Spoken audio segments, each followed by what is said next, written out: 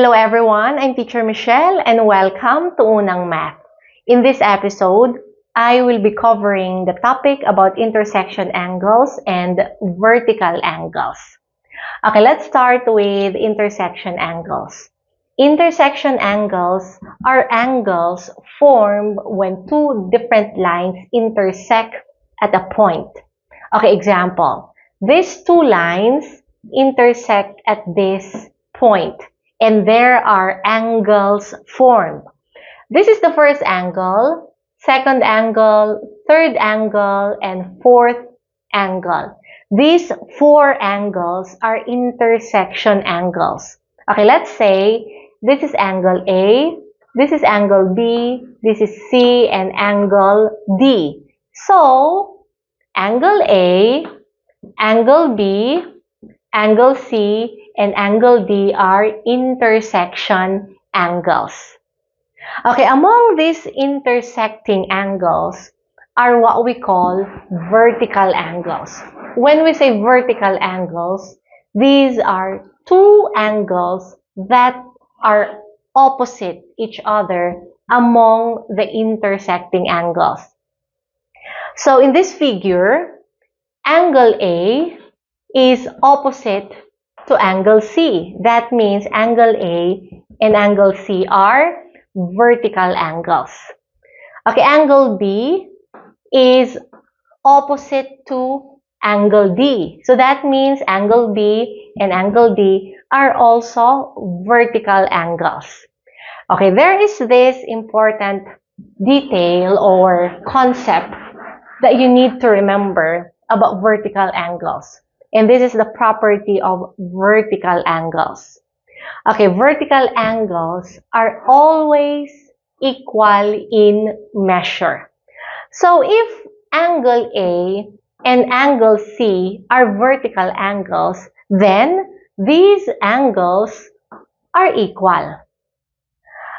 Okay, if angle B and angle D are vertical angles, then these angles are also equal. Okay, now, let's check these concept check questions.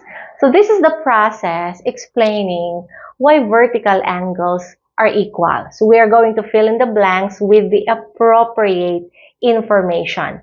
So in the figure on the right, so this is our figure, we have that angle A plus angle B. So this is angle A plus angle B.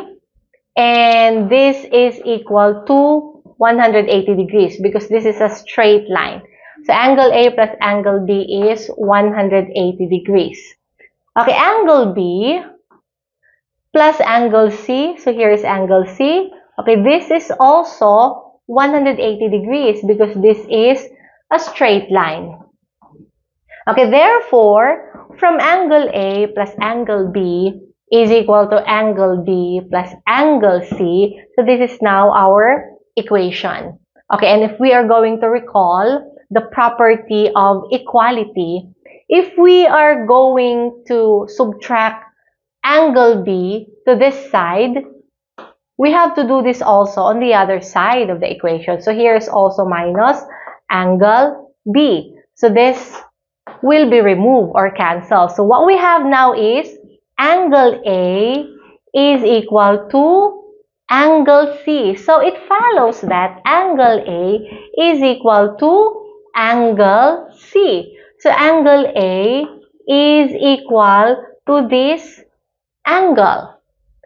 Okay, also or similarly, angle B, this angle, is equal to this angle. And these are opposite angles or vertical angles. Okay, hence the measure of vertical angles are equal. Okay, this time, let's answer this simple problem. So in the following figure, we will find the measures of angle A and angle B. Okay, let's check this first figure. Okay, this angle measures 120 degrees. So we will find the measure of this angle A and of this angle B. Okay, angle A and this angle are vertical angles.